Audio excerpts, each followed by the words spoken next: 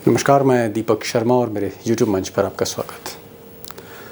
दोस्तों, जब वक्त ख़राब होता है या यूं कहें ग्रह दशा खराब होती है तो अक्सर बड़े प्लान, कारगर प्लान वो भी फेल होने लगते हैं।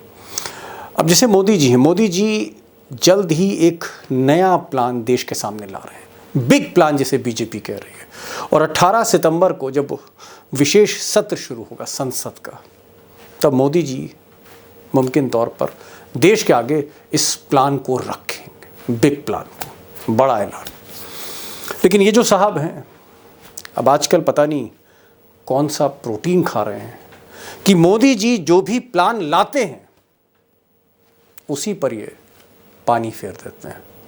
अब एक तरफ 18 सितंबर को मोदी जी सरप्राइज देने जा रहे हैं और दूसरी तरफ राहुल गांधी या यूं कहें इंडिया अलायंस मोदी जी से पहले 18 सितंबर से पहले ही मोदी जी को सरप्राइज देने जा रही है। यानी उधर से नहला है तो इधर से दहला है।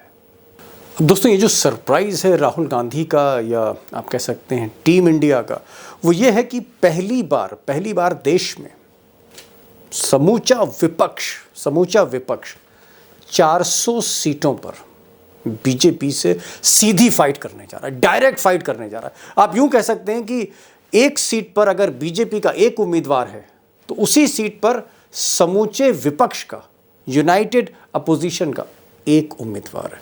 1 वर्सेस 1, मोदी वर्सेस इंडिया कह सकते हैं, या बीजेपी वर्सेस या एनडीए वर्सेस इंडिया। 1 वर्सेस 1, एक बनाम एक। सबसे मजबूत कैंडिडेट जो होगा, जिसको टीम इंडिया चुनेगी, कि जैसे दिल्ली है तो दिल्ली की चांदनी चौक सीट है या नई दिल्ली सीट है, वहां पर सबसे मजबूत कैंडिडेट कौन है, इसको कमेटी चुनेगी और कमेटियां बन चुकी हैं और इसको मॉनिटर किया जा रहा है। और वही मजबूत कैंडिडेट बीजेपी के सामने खड़ा होगा। ये चीज या ये जो व्यवस्था है 400 सीटों पर होने जा रही। यानी लोकसभा में जो 543 सीटें, 400 सीटों को Rahul Gandhi team India identify करने जा रही है। 543 में 400 सीटों पर संयुक्त उम्मीदवार होगा। और सबसे बड़ी बात यह है कि ये जो काम है ये होगा नहीं, ये काम शुरू हो गया है, बिजली की गति से शुरू हो गया है। राहुल गांधी मॉनिटर कर रहे हैं, खड़गे इसको मॉनिटर कर रहे हैं, और जितने भी सीनियर लीडर हैं, चाहे वो शरद पवार हों, उद्धव ठाकरे हों, ममता बनर्जी हों, नीतीश हों, लालू हों, तेजस्वी हों, अखिलेश यादव हों, जयंत चौधरी हों, केजरीवाल हों, सबकी सहमति है, सबकी मोहर लग चुकी है। 1 वर्सेस 1 एक ऐसा आप कह सकते हैं दांव है जैसे मोदी और शाह घबराए। 1 वर्सेस 1। अब जो विपक्ष कभी 200 सीट पर एकजुट होकर नहीं लड़ता था, आपस ही में लड़ जाता था, और इस डिवाइड एंड रूल का फायदा मोदी जी की पार्टी उठा रही थी। वही विपक्ष 200 नहीं, 300 नहीं, 400 सीटों पर लड़ने की तैयारी कर रहा है। और अगर 400 सीटों पर विपक्ष लड़ता है 2024 का चुनाव, तो दोस्तों एक बात जान लीजिए, और ये मैं बात प्योर अरिथमेटिक के आधार पे कह रहा हूँ, प्योर आंकड़े के आधार पे कह रहा हूँ, साइंटिफिक पॉलिटिकल साइंस के आधार पे कह रहा हूँ, कि अगर समूचा विपक्ष 400 सीट पर इकट्ठा लड़ा, एकजुट होकर लड़ा बीजेपी के खिलाफ, तो बहुत मुश्किल है कि मोदी जी की नाव 2024 में किनारे लग पाए। समुंदर में नाव को लेके बड़े मजे कर रहे हैं मोदी जी, क्योंकि मोदी जी ने अभी लहर देखी नहीं। जब सुनामी आएगी, ये लहर देखी नहीं अभी तक उन्होंने। सुनामी आएगी, ये जो लहर है पहले टूट टूट के आती है, इस बार वो लहर कंबाइन होके आएगी। और जब कंबाइन होके आएगी कि 400 में से 300 से ऊपर सीटें कहीं नहीं गई है इंडिया की, लिख लीजिए मेरे से आप। अब दोस्तों, मोदी जी इस संयुक्त विपक्ष से, यूनाइटेड अपोजिशन से, सारी पार्टियां, देश का समूचा विपक्ष, सारे विपक्ष के मुख्यमंत्री, अगर ये सब एक होते हैं तो इससे मोदी जी क्यों घबरा रहे हैं? दरअसल इसके पीछे बहुत सिंपल अरिथमेटिक है, स्टैटिस्टिक्स की, पॉलिटिकल साइंस की बहुत सिंपल अरिथमेटिक है। और उस अरिथमेटिक को मोदी जी के चाणक्य भी समझ रहे हैं, जेपी नड्डा भी समझ रहे हैं, आरएसएस के मोहन भागवत भी समझ रहे हैं, मोदी जी भी समझ रहे हैं, समूचा भाजपा परिवार समझ रहा है कि ये जो विपक्ष है अगर एक साथ आया तो इसके पास वोट ज़्यादा है, इसके पास 60% से वोट ज़्यादा है। राहुल गांधी ने भी कहा था कि 60% वोट हमारे पास है, अरिथमेटिक हमारे पास है, केमिस्ट्री हम अच्छी करना चाहते हैं। तो ये जो 63% वोट है जो स्टैटिस्टिक्स कहती 2019 की, अगर इसको 63% को अगर आप 3-4% कम भी कर दीजिए और बीजेपी के 4% 5% बढ़ा भी दीजिए तो भी अंतर है। और इस अंतर को मोदी जी समझ रहे हैं कि अगर ये 60% एकजुट हुआ, 1 वर्सेस 1 हुआ, तो फिर कोई गणित साथ नहीं देगी। ये मोदी जी जान रहे हैं। अब जाहिर तौर पर एक ही विकल्प है, इस विपक्ष को तोड़ना, डिवाइड देम एंड रूल, इसको बांटो और राज करो। ये विपक्ष कैसे टूट सकता है? अब कोई मुझे आज बता रहा था कि शरद पवार को घेरने की कोशिश हो रही है, इस बुढ़ापे में उस बुजुर्ग आदमी को, भतीजा उससे छीन लिया, कई साथी जो हैं वो शरद पवार से छीन लिए, बेटी को भी कहीं ना कहीं अपनी तरफ लाने की कोशिश कर रहे हैं अमित शाह और मोदी जी, शरद पवार की बेटी को। और शरद पवार टस से मस नहीं हो रहे। उनका कहना है कि नहीं, मैं किसी भी सूरत में मोदी के साथ नहीं बातचीत कर सकता हूँ। वो संविधान बचाने की बात शरद पवार कर रहे हैं। लेकिन आज क्या हुआ? आज शरद पवार के जो भतीजे अजीत पवार, जो इस वक्त मोदी जी के गोद में बैठे हैं, उनको एक स्कैम के मामले में, एक बहुत बड़े भ्रष्टाचार के मामले में ईडी जो जांच कर रही थी, उनके भतीजे को तो बचा लिया क्योंकि मोदी जी की गोद में बैठे हैं, लेकिन शरद पवार के कई साथियों को चार्जशीट किया गया। और ये जो संजय मिश्रा साहब हैं, अलादीन जिनको मैं कहता हूँ मोदी जी का, इनके पास अभी भी 15 दिन हैं, 15 दिन ये और ईडी की कुर्सी पर बैठे हुए हैं। और लोग ऐसा कह रहे हैं, कोई स्पष्ट मेरे पास साक्ष्य नहीं है, लेकिन लोग ऐसा कह रहे हैं, सत्ता के गलियारे में बात की जा रही कि इन 15 दिनों में 3 मुख्यमंत्री, देश के 3 मुख्यमंत्री रडार पर हैं। 2 मुख्यमंत्रियों के तो यहाँ बाकायदा पूछताछ हो रही, घेराबंदी हो रही, जिसमें छत्तीसगढ़ के मुख्यमंत्री भूपेश बघेल हैं, झारखंड के मुख्यमंत्री हेमंत सोरेन हैं। कई मुख्यमंत्रियों को जो विपक्ष के हैं उनको जेल भेजने की तैयारी इन 15 दिनों में। और इससे भी बड़ी बात है कि जो ऑपरेशन जेल है ईडी का, G20 के समिट खत्म होने के बाद, यानी 10 तारीख के बाद, जब बाइडेन जैसे तमाम राष्ट्राध्यक्ष, दुनिया भर के नेता लौट जाएंगे दिल्ली से, तो संजय मिश्रा अपना ऑपरेशन शुरू करेंगे। तो उसका भी इंतज़ार है। लेकिन सबसे जो बड़ी बात है वो ये है कि चाहे केजरीवाल हों, चाहे नीतीश कुमार हों, चाहे हेमंत सोरेन हों, चाहे भूपेश बघेल हों, अब वक्त निकल गया है। इनको जेल भेजने का मतलब है कि आप इनको नायक बना रहे हैं, हीरो बना रहे हैं। जनता फिर इनके साथ खड़ी हो जाएगी, क्योंकि मोदी जी ने अब जो समय है वो उनके हाथ से निकल गया है। It's too late. अब कोई ऑपरेशन कामयाब होने वाला नहीं, उल्टा असर होगा, ये इंडिया अलायंस का मानना है। अब दोस्तों, मोदी जी का जो बड़ा प्लान है वो प्लान क्या है, और उस प्लान से पहले राहुल गांधी इसको काउंटर कैसे करने जा रहे हैं। मुझे लगता है कि जो ये चुनावी साल है 2024 में जिस तरह की जंग लड़ी जाएगी, जिस तरह की सियासी जंग होने जा रही है, उसमें ये जो सवाल है कि कैसे राहुल गांधी कदम कदम पर मोदी को काउंटर कर रहे हैं, उनके हर नहले पर दहला फेंक रहे हैं। और ये जो 18 सितंबर को ये जो मेगा प्लान है, उससे पहले राहुल गांधी क्या करने जा रहे हैं और उसके बाद क्या करेंगे, और उसका असर 24 पर क्या होगा। क्या मोदी जी की नाव वाकई डगमगा जाएगी? जिस तरह के पैतरे, जिस तरह की चाल राहुल और टीम इंडिया खेलने जा रही है, इसको डाइसेक्ट करने की आज मैं कोशिश करूंगा, इसका जवाब देने की आपको कोशिश करूंगा। टाइगर अशोक वानखेड़े आज महाराष्ट्र भ्रमण पर हैं और अकोला शहर में, और वहाँ से हमारे साथ सीधे लाइव छोड़ रहे हैं। इस सवाल को समझने की कोशिश करते हैं, और ये सवाल अगर दोस्तों आप समझेंगे तो जो तस्वीर है, जो पर्दे के पीछे तलवारें खिंची हुई हैं, उस जंग को आप और साफ देख सकेंगे कि होने क्या जा रहा है 24 में। सीधे चलते हैं टाइगर के पास, महाराष्ट्र अकोला। टाइगर, जो पहला सवाल ये है कि जिस तरह से एक फील्डिंग सजाई है राहुल गांधी ने, खड़गे साहब ने, ममता बनर्जी ने, या फिर केजरीवाल कह लीजिए, लालू है, नीतीश कुमार है, ये सब अब 400 सीट पर लड़ने जा रहे हैं। 400 सीट पर विपक्ष एक तरफ होगा और मोदी और अमित शाह एक तरफ होंगे, यानी बीजेपी एक तरफ होगी। Modi versus rest.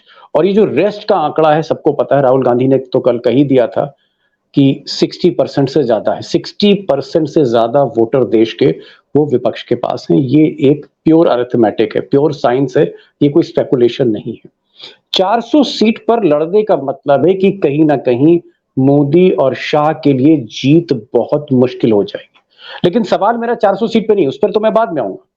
सवाल मेरा ये है कि जो ऑपरेशन हो रहा है वो ऑपरेशन ये हो रहा है कि किसी सूरत से महाराष्ट्र को एकदम महाराष्ट्र में चीर फाड़ कर दो, शरद पवार को और तोड़ो, क्योंकि शरद पवार टूटे तो महाराष्ट्र में महाविकास अघाड़ी टूटेगी।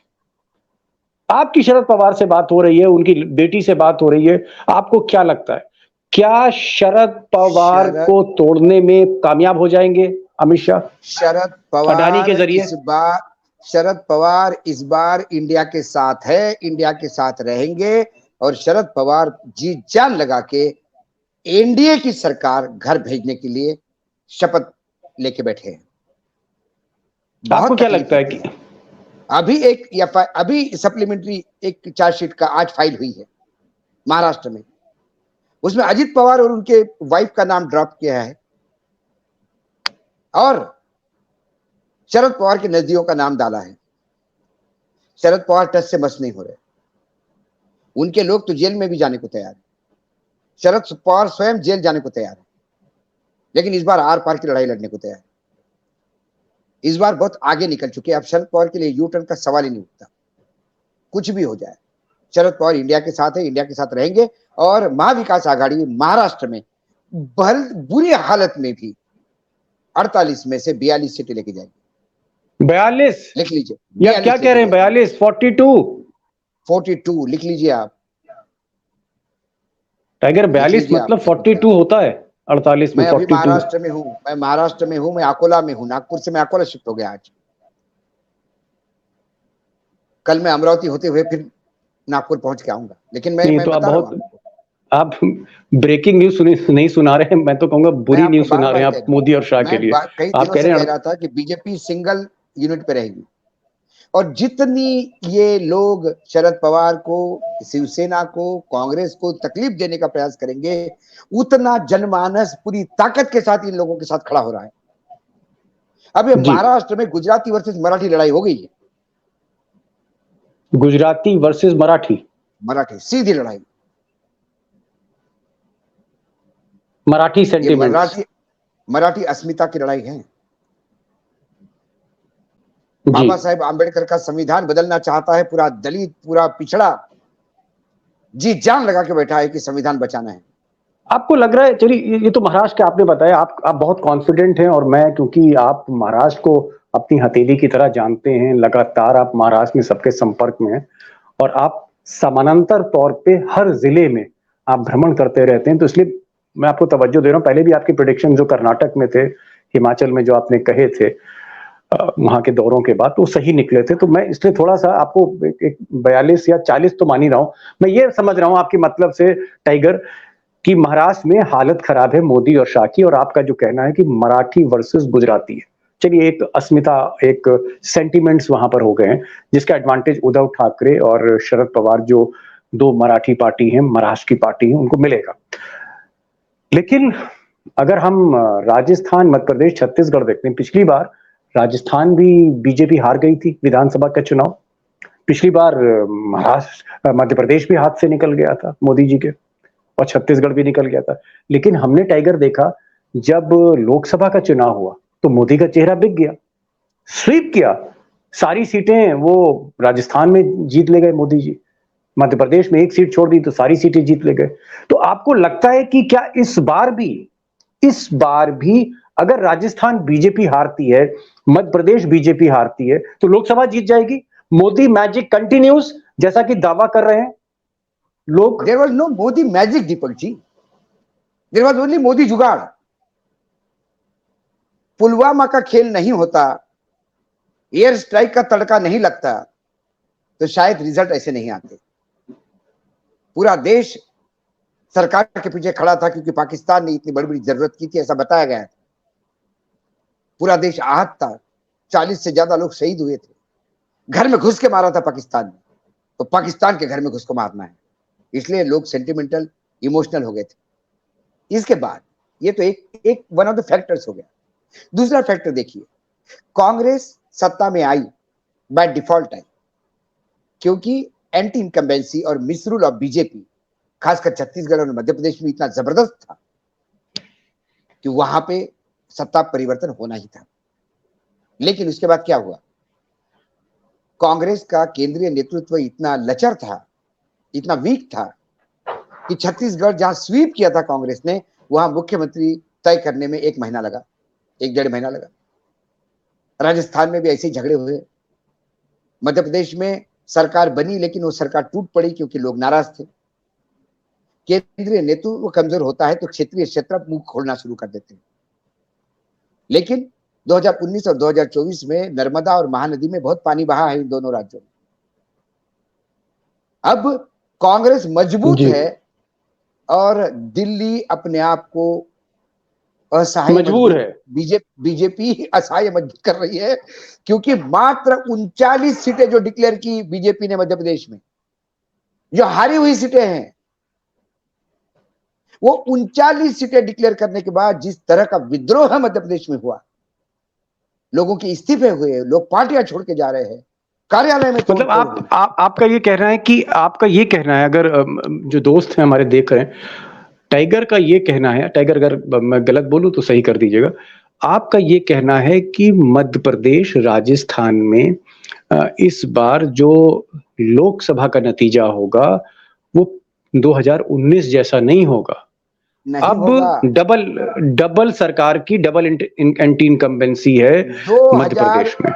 2019 में जो कांग्रेस की स्थिति थी वो आज बीजेपी की है जी। बिखरा हुआ संगठन, आंकड़ों की कोई नहीं सुनता, सब स्वयंभू हो गए हैं। और दूसरी तरफ कांग्रेस इकट्ठा होते हुए दिखाई दे रही है।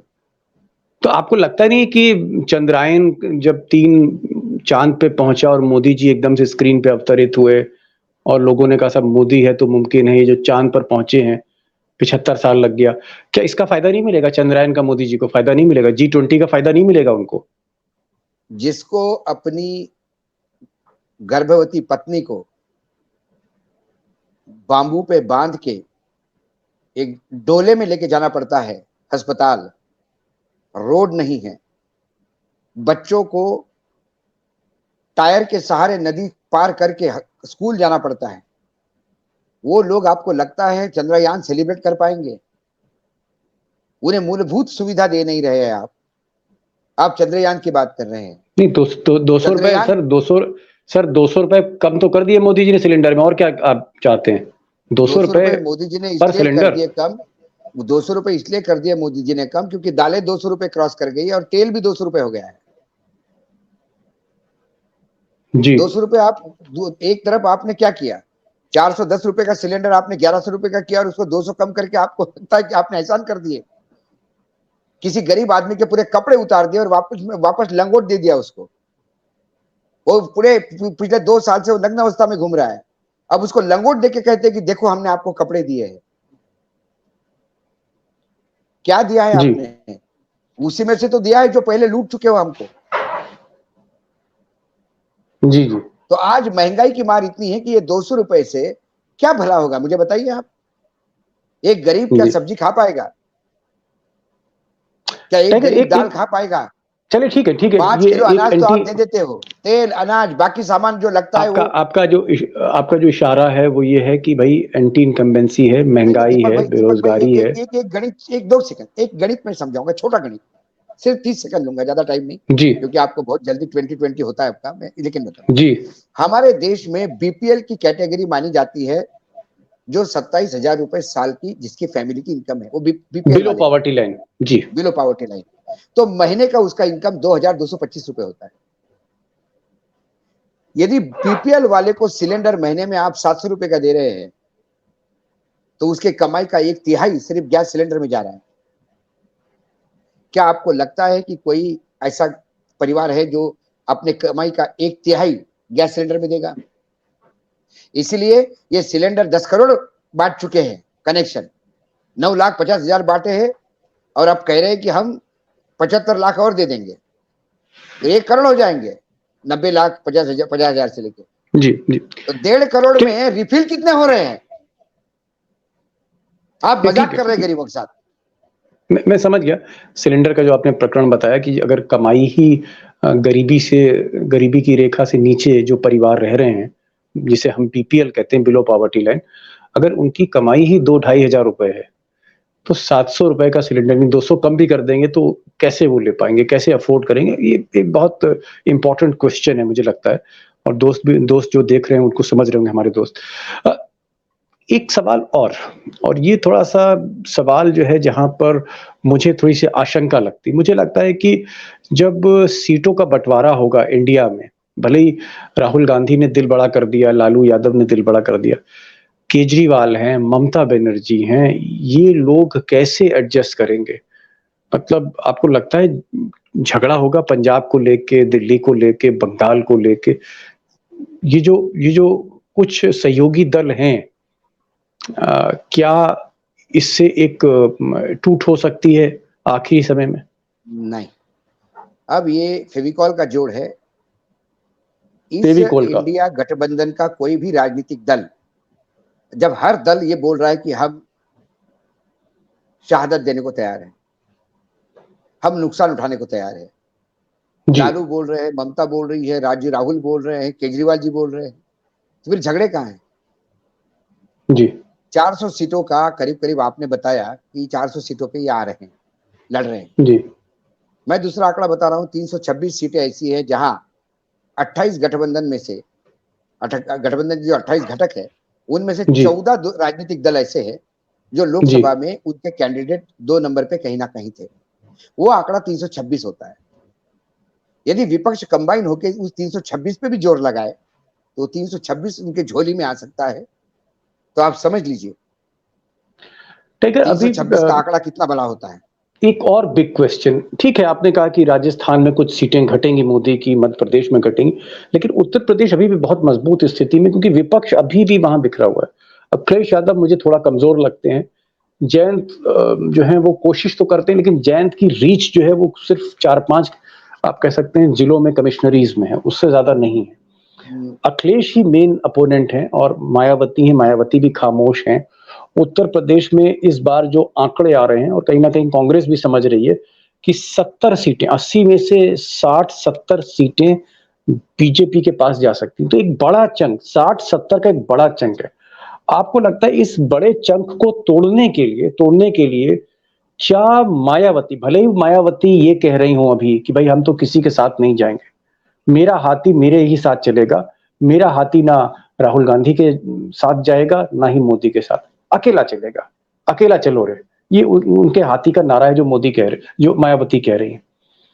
तो बिना मायावती के, बिना इस हाथी के, ये इंडिया अलायंस की बारात कामयाब कैसे होगी उत्तर प्रदेश में? क्योंकि मुझे तो दिख नहीं रहा कि मायावती झुकने को तैयार है, वो तो डरी हुई है सीबीआई ईडी से। दीपक भाई, अभी आपने बहुत सही कहा, हाथी को साथी नहीं चाहिए, लेकिन किसी ने कहा कि हाथी मेरे साथी, तो क्या कर लोगे? मैं आपको बता रहा हूं, अखिलेश भी तैयार है नुकसान उठाने को उत्तर प्रदेश में, और जब आचार संहिता लागू होगी तो आप उत्तर प्रदेश में बड़ा बदलाव देखेंगे। लेकिन मायावती को मनाएगा कौन? अरे मायावती का भतीजा, जो अब भतीजा देख रहा है, आकाश, जो उनका भाई है आनंद, उसका जो भतीजा है आकाश, और बहुत अच्छा संगठन पे पकड़ रखता है, अभी राजस्थान में काम कर रहा है, वो भी डिस्कशन में है गठबंधन के, वो भी एक रास्ता। आप ये कह रहे हैं कि जो यंग जनरेशन है मायावती के परिवार में, आकाश हैं जो अंग्रेजी स्कूल के पढ़े हैं, समझते हैं चीजों को, ये प्रेशर डालेंगे मायावती पे, परिवार पे? बिल्कुल परिवार पे प्रेशर डालेगा, और परिवार पे मतलब पार्टी यदि बचानी है, पार्टी का वजूद 26% से पार्टी 12% पे आ गई, ऐसी ही करती रहेगी तो 2% पे जाएगी, ऐसी कांग्रेस 2.5% पे आई है। दूसरी बात, जो जयंत चौधरी की बात आपने कही, जयंत चौधरी उत्तर प्रदेश के राजनीति में खाने में नमक की स्थिति रखते हैं, स्वादानुसार। यदि जयंत चौधरी साथ दे, नमक ठीक ठाक हो, तो खाने का स्वाद ऐसा बढ़ेगा कि उंगलियां चाटते रह जाओगे। तो हर पॉकेट में जयंत अपनी सीट नहीं निकाल सकते, लेकिन यदि जयंत का तड़का बैठ गया, माहौल बना सकते हैं। उनके पास हर कॉन्स्टिट्यूंसी में यदि 5-10 हजार वोट है तो वो आगे वाले का मार्जिन खत्म कर सकते हैं। मतलब आप ये कह रहे हैं कि जयंत चौधरी, उनकी रीच जाट वोटों तक है, रीच कम भले ही हो, लेकिन तड़का है दाल में, वो दाल में तड़का है, दाल नहीं उनके है बगैर लेकिन तड़का है स्वाद, वो। स्वाद अकेला नमक आप खा नहीं सकते हो, लेकिन खाना नमक के बगैर नहीं बन सकता। तो यदि जी, इंडिया के थाली में ये नमक है तो ये साली सजेगी।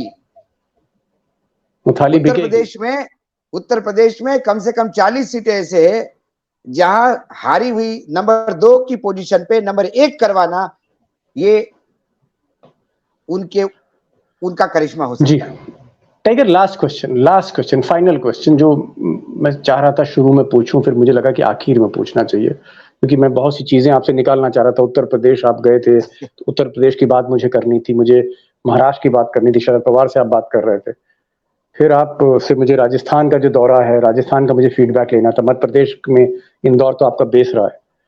अब फाइनल क्वेश्चन कि अगर, जैसा कि राहुल गांधी के खेमे से खबर आ रही है कि साहब 400 सीटों में, 543 में 400 सीटों पर 1-to-1 फाइट है, यानी एक सीट पर, हर सीट पर अपोजिशन एक यूनाइटेड और इधर बीजेपी, एक बनाम एक, 400 सीटों पर अगर मिलकर एकजुट होकर अपोजिशन लड़ती है और एक संयुक्त उम्मीदवार देती है बीजेपी के खिलाफ, तो ये नतीजा आपको किधर जाते हुए दिख रहा है? और अगर आप नतीजे पे रोशनी न डालें तो मोदी जी की नाव पे ही डालते हैं कि नाव तैरेगी, नाव क्रॉस करेगी, नदी के उस किनारे पे पहुंचेगी 2024 के, या मझधार में नाव आपको हिलती डुलती दिख रही है मोदी जी की?